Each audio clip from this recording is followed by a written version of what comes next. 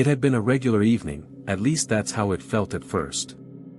Lisa and I had moved into the old house only a few weeks ago. It wasn't the most glamorous, but it had character.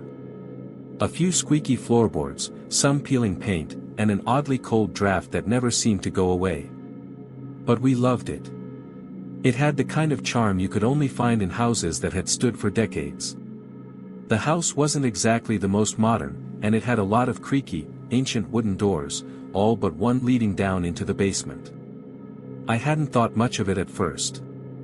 The basement door had a weathered look, dark oak, with a faint mark across the middle that looked like an old scratch, almost like something, or someone, had dragged across it. I couldn't help but notice it.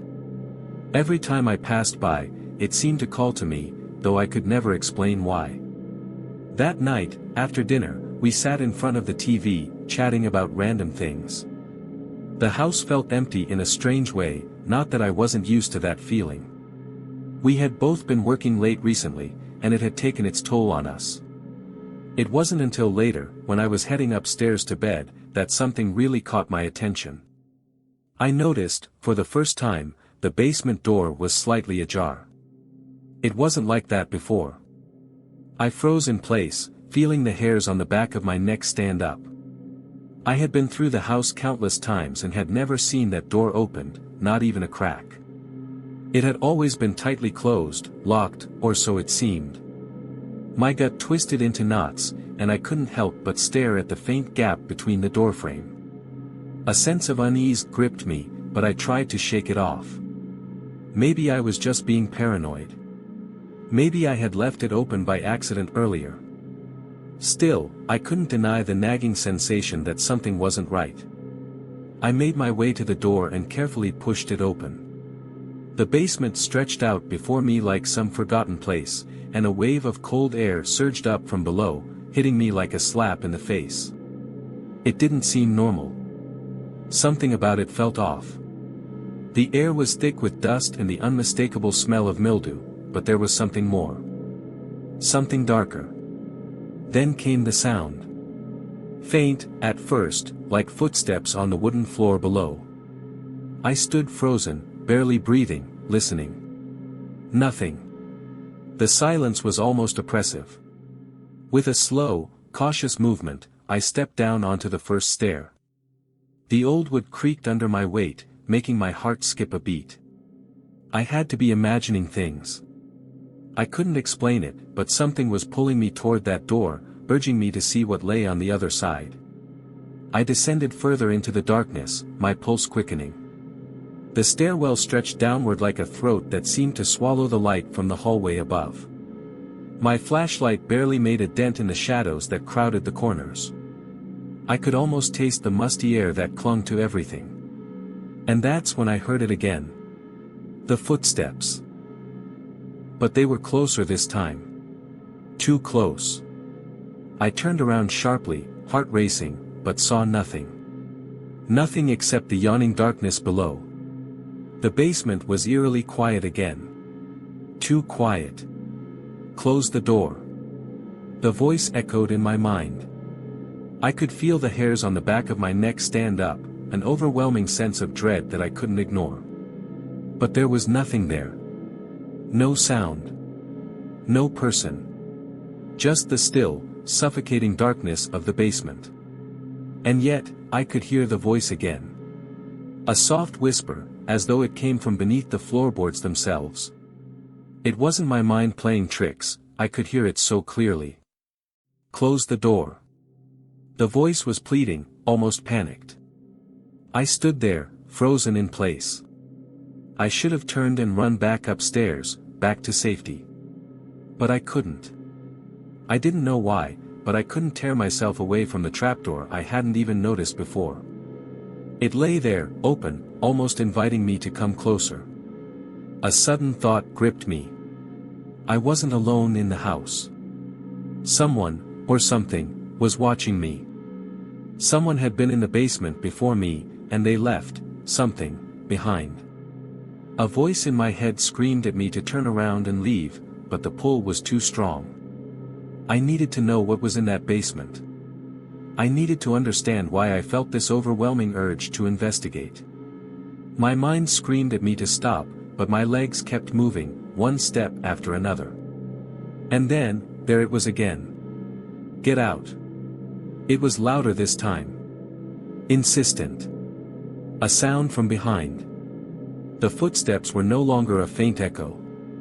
No, they were real now, approaching me slowly. I whirled around, heart pounding in my chest. The stairs were empty, but I could feel the presence closing in. I had no idea what was down there, but it felt like it was coming closer, slowly, surely, and silently. I couldn't take it anymore. I turned and bolted up the stairs, ignoring the tightness in my chest as I rushed for the top. My heart was in my throat, and I almost tripped on the final step. I slammed the basement door shut behind me, gasping for air. I took a moment to gather myself, breathing heavily, but as I looked around, I noticed something was off. The basement door was wide open again. Had I closed it? I backed away from the door, my mind racing. The footsteps had stopped, but I could still feel their weight in the air. There was something in the house that didn't belong. Something that I couldn't explain. You shouldn't have opened it. The voice wasn't in my head anymore. It was louder now, clearer, and coming from the direction of the basement door. But there was no one there. No one to speak those words. My eyes darted between the basement door and the shadows in the hall. I wanted to scream, to run, but something held me in place. I couldn't look away. And then, as if answering my unspoken question, the door slammed shut with a force that rattled the walls. I didn't wait around to see what happened next. I ran for the stairs, bolting for the exit. I didn't look back. I couldn't. But even now, weeks later, I can still feel the weight of that door, as though it's following me, waiting. The whispers are gone for now, but the unease never leaves. I don't know what was in that basement. I don't know what came for me that night. But I do know one thing for sure, whatever it was never meant to be found.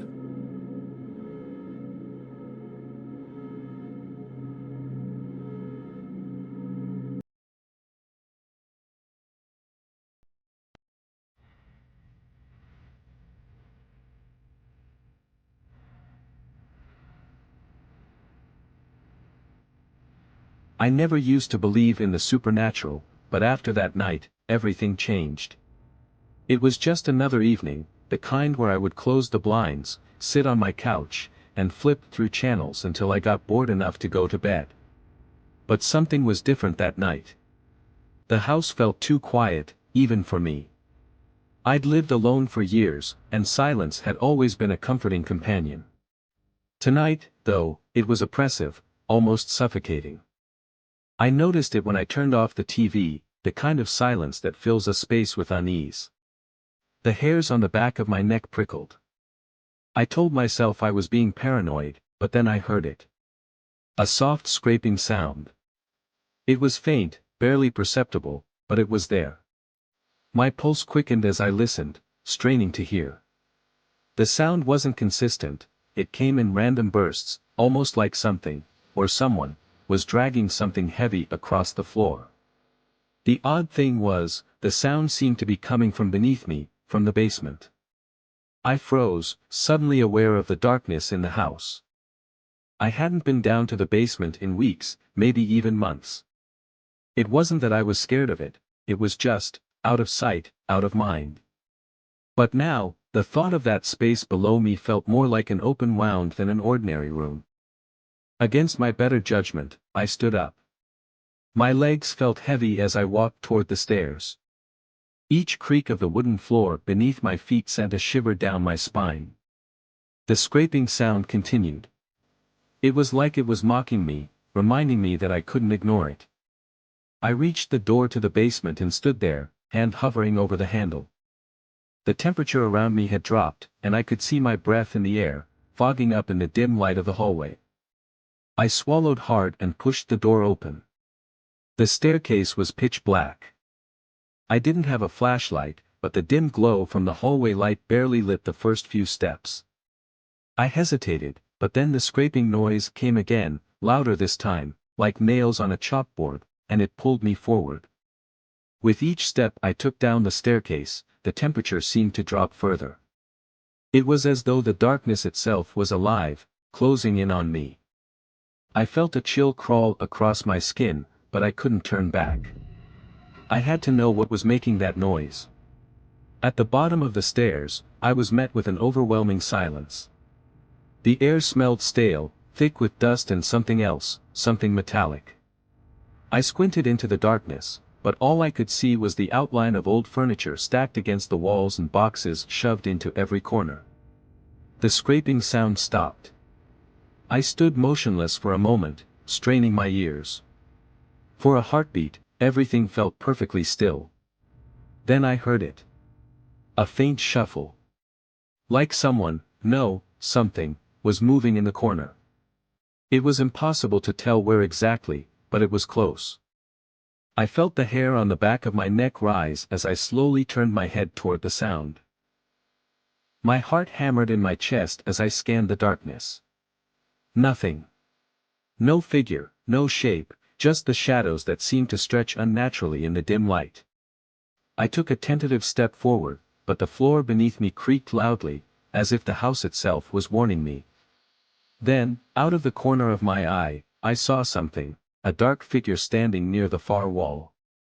I gasped, my heart leaping into my throat. I blinked rapidly, trying to make sense of it, but the figure remained. It was tall, its silhouette jagged and twisted, as though its limbs didn't quite belong to its body. I felt paralyzed, unable to move or speak. The figure didn't seem to notice me at first. Instead, it was hunched over, its long fingers scraping against the floor in the same disturbing pattern I had heard earlier. It was as if it was drawing something, or trying to dig its way out. The sound of the scraping grew louder. It was coming closer. Without thinking, I turned and ran back toward the stairs. But just as my foot hit the first step, I felt something cold wrap around my ankle. I yelped and tried to shake it off, but the grip tightened, pulling me back toward the darkness. I twisted in a panic, grabbing the railing with all my strength, and yanked myself free. I stumbled back up the stairs, my heart racing in my chest, but I didn't dare look back. I could feel the presence behind me, close, almost within reach, but I couldn't afford to turn around. I had to get out. When I finally reached the top, I slammed the basement door shut and locked it, gasping for air. I stood there for a long time, too terrified to move, too shaken to think clearly. I didn't know what I had seen, or what had been down there, but I knew I wasn't going back. The scraping had stopped. But the feeling lingered. It was still there, somewhere in the dark. And I knew, whatever it was waiting for me to come back.